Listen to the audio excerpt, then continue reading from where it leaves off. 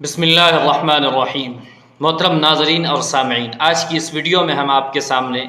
قرآن پاک کے 30ویں پارے میں سورۃ الضحیٰ جو 11 آیتوں پر مشتمل ہے، مکی صورت ہے،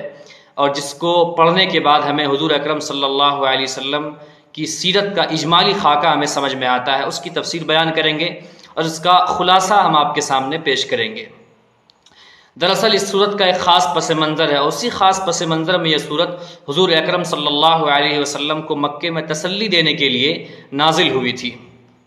اس صورت کا آغاز اللہ تعالیٰ نے دن اور رات کی قسم کھا کر کیا، فرمایا وَالضُّحَىٰ وَاللَّيْلِ إِذَا سَجَىٰ،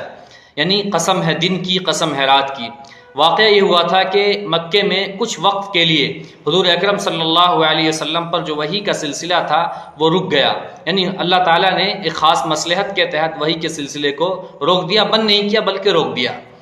اور اس کی وجہ سے حضور اکرم صلی اللہ علیہ وسلم کو پریشانی سی ہونے لگی اور آپ پر اداسی کی کیفیت اور غم کی کیفیت طاری ہو گئی۔ دوسری طرف جو کفار مکہ تھے، مشرکین مکہ تھے، وہ آپ کو طرح طرح کہ آپ کے تعلق سے تبصرے کرنے لگے اور آپ کو تانے دینے لگے۔ کوئی کہتا تھا کہ تمہارے رب نے تمہیں چھوڑ دیا، تمہارا خدا تم سے ناراض ہو گیا، یہاں تک کہ آپ کی چچی ابو لہب کی بیوی ام جمیل، بخاری کی روایت کے مطابق وہ کہتی تھیں کہ تمہارے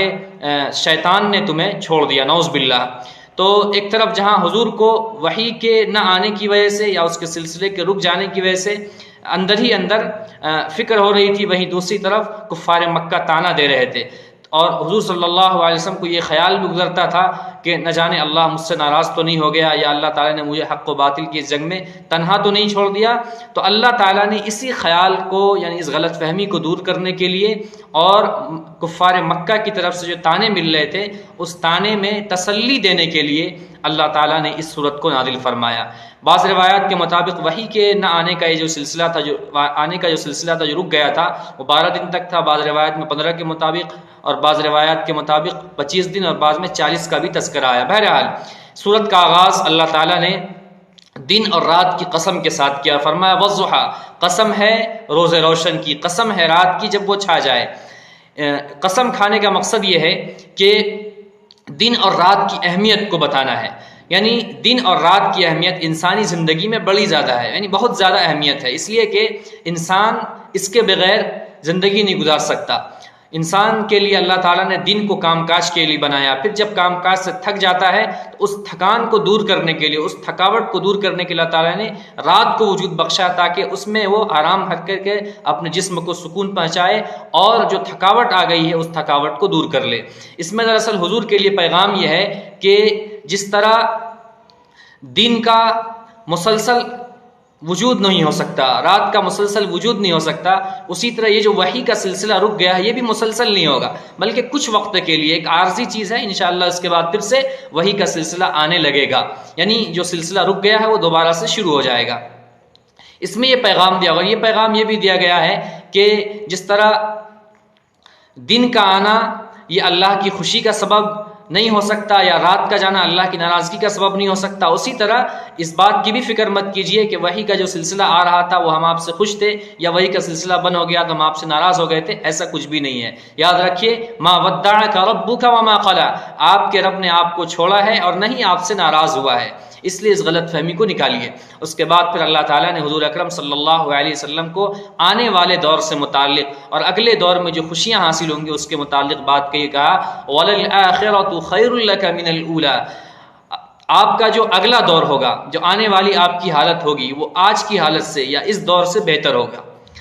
یہ حضور علیہ الصلوۃ والسلام کو اللہ تعالیٰ فرما کہا ہے کہ وَلَسَوْفَ يُعْطِيكَ رَبُّكَ فَتَرْضَىٰ، عن قریب اللہ آپ کو وہ عطا فرمائیں گے جس سے آپ خوش ہو جائیں گے۔ یقیناً ایسا ہی ہوا مکے میں، جہاں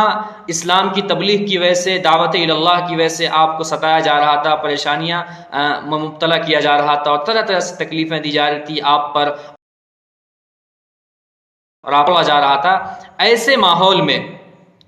حضور اکرم صلی اللہ علیہ وسلم سے اللہ تعالیٰ نے یہ باتیں کہیں کہ جہاں ایک طرف آپ کا جو اگلا دور ہوگا وہ آج کے دور سے بہتر ہوگا، وہیں دوسری طرف یہ بات کہ آپ کو وہ چیزیں عطا کی جائیں گی جو آپ کے لیے خوشی کا باعث بن جائیں گی۔ ایسا ہی ہوا، آپ جب مدینہ پہنچے تو مدینہ سے فتوحات کا آغاز ہوا، یہاں تک کہ آپ کی زندگی میں ہی پورا جزیرۃ العرب اسلام کے دائرے میں آ گیا، اور پھر آپ کے بعد آپ کے اصحاب کے ذریعے سے دنیا کی دو بڑی ظالم طاقتوں کا اور ظالم سلطنتوں کا خاتمہ، جس کی پیشن گوئی حضور نے اپنی زندگی میں ہی کر دی تھی۔ یہ ساری چیزیں حضور کی خوشی کا باعث تھیں، جس کو اللہ تعالیٰ نے یہاں بیان کیا ہے۔ اور پھر آخرت میں جو کچھ دیا جائے گا اس کا تصور یہاں نہیں کیا جا سکتا۔ اس کے بعد پھر اللہ فرماتے ہیں کہ یہ کیسے ہو سکتا ہے کہ اللہ آپ سے ناراض ہو گیا یا اللہ نے آپ کو چھوڑ دیا۔ ایک وقت تھا کہ آپ یتیم تھے، اس یتیمی کی حالت میں اللہ نے آپ کو سہارا دیا، آپ کی پشت پناہی کی، اور آپ کو آپ کی مدد کی اور آپ کا ہر طرح سے خیال رکھا۔ فرمایا الم یجدک یتیما فآویٰ، کہ اللہ نے آپ کو یتیم نہیں پایا تھا تو اس نے آپ کو ٹھکانہ دیا۔ اسی طرح فرمایا ووجدک ضالا فہدیٰ، اللہ نے آپ کو ناواقف راہ پایا تھا تو اس وقت اللہ نے آپ کو ہدایت سے نوازا تھا، اور اللہ تعالیٰ نے آپ کو وجدک عائلا فاغنیٰ، محتاج اور دنیاوی اعتبار سے کمزور پایا تھا تو آپ کو اللہ نے غنی کر دیا تھا۔ واقعہ بھی یہی ہے کہ حضور اکرم صلی اللہ علیہ وسلم کی ولادت باسعادت سے پہلے ہی آپ کے والد دنیا سے جا چکے تھے۔ پھر جب 6 سال کے ہوئے تو آپ کی والدہ بھی رخصت ہو گئیں۔ پھر اس کے بعد آپ کے دادا نے اور آپ کے چچا نے آپ کو سہارا دیا اور آپ کو پناہ دی اور آپ کا پورا خیال رکھا۔ دادا نے زیادہ دن ساتھ نہیں دیا، 2 سال رہے، یعنی 8 سال کی عمر کو حضور پہنچے تو دادا دنیا سے چلے گئے، لیکن خیال رکھا۔ وہ ایک باپ کی طرح تھا، یا کہیے ایک باپ کی محبت سے بڑھ کر تھا۔ تو اس طرح سے اللہ تعالیٰ نے آپ کا خیال رکھا ہے۔ پھر یہ کیسے ممکن ہے کہ اللہ نے آپ کو تنہا چھوڑ دیا ہو یا آپ سے ناراض ہو گئے؟ اسی طرح آپ کے پاس زندگی گزارنے کا کوئی واضح اصول نہیں تھا، کوئی راستہ نہیں تھا، تو اللہ نے آپ کو وہ راستہ دکھایا۔ پھر فرمایا قرآن پاک کی شکل میں، اسلام کی شکل میں، ایمان کی شکل میں، اور فرمایا کہ آپ کے پاس دنیاوی اسباب کی، مال کی کمی تھی تو اللہ نے اس کمی کو بھی دور کیا، اس طور پر کہ حضرت خدیجہ رضی اللہ تعالی عنہا نے آپ کو اپنے کاروبار میں، تجارت میں شریک کیا۔ پھر اس کے بعد انہوں نے آپ سے نکاح کیا، اور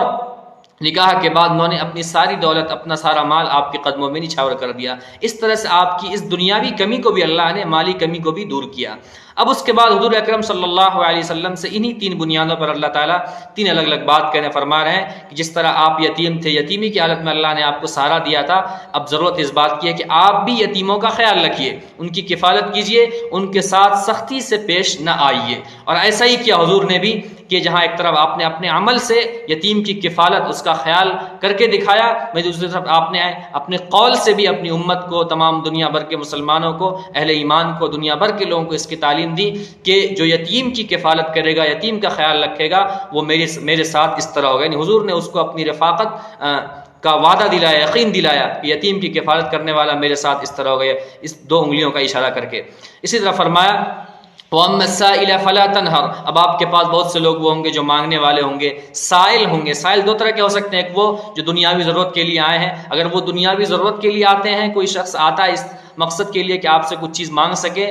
مال و اسباب، اگر آپ کے پاس ہے تو ان کو دیجیے، لیکن ان کو جھڑکیے مت، اگر نہیں ہے تو معذرت کر لیجیے۔ اسی طرح کچھ وہ لوگ بھی ہوں گے جو دینی اور علمی ضرورت کے لیے بھی آئیں گے، تو آپ ان کو بھی سکھائیے، ان کو بھی بتائیے، ان کی علمی اور دینی ضرورت کو پوری کیجیے۔ اسی طرح فرمایا وَأَمَّا بِنِعْمَتِ رَبِّكَ فَحَدِّثْ، جہاں تک آپ کے رب کی آپ کے اوپر نعمتیں ہیں، اس نعمت کو بیان کیجیے۔ بیان کرنے سے مقصد یہ ہے کہ جو نعمتیں اللہ نے آپ کو عطا فرمائی ہے، جو احسانات آپ کے اللہ تعالیٰ کے آپ کے اوپر ہیں، اس کا شکر ادا کیجیے۔ دوسری چیز یہ بھی کہ جو نبوت کی نعمت، اسلام کی نعمت، دین کی نعمت، ایمان کی نعمت، قرآن کی نعمت، اس کی تبلیغ کیجیے، اس کو بھی لوگوں میں بیان کیجیے۔ یہ ہے اس پوری صورت کا خلاصہ جو ہم نے آپ کے سامنے پیش کیا۔ اللہ تعالیٰ سے دعا کریں کہ اللہ تعالیٰ ہم سب کو قرآن پاک کے سمجھنے اور حضور اکرم صلی اللہ علیہ وسلم کی سیرت کو سمجھنے اور اس کے مطابق زندگی گزارنے کی توفیق نصیب فرمائے۔ آمین۔ وآخر دعوانا ان الحمد للہ رب العالمین۔